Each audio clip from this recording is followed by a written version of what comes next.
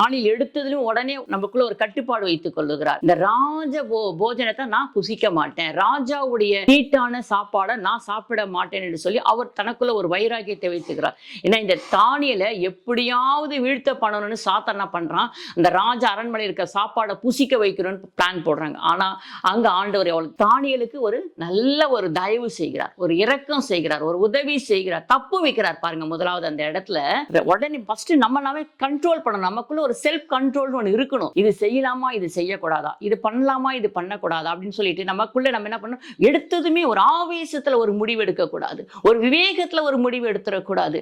எது இருந்தாலும் சரி நான் பண்ணுவேன், நான் செய்வேன் அப்படின்னு சொல்லி நம்ம முடிவு எடுக்கக்கூடாது. காத்திருக்கணும். ஒருத்தருக்கு ஒரு பதில் சொல்லணும்னு சொன்னா கூட நம்ம காத்திருக்கணும். ஏதோ வாய்க்கு வந்ததை பண்ணி உளறிடக்கூடாது. பொறுமையா இருந்து காத்திருந்து நிதானிச்சு நம்ம பதில் சொல்ற பிள்ளைகளா இருக்கும் பொழுது தேவன் நம்முடைய வார்த்தைகளையும் நம்மையும் தேவன் காப்பாற்றுவார்.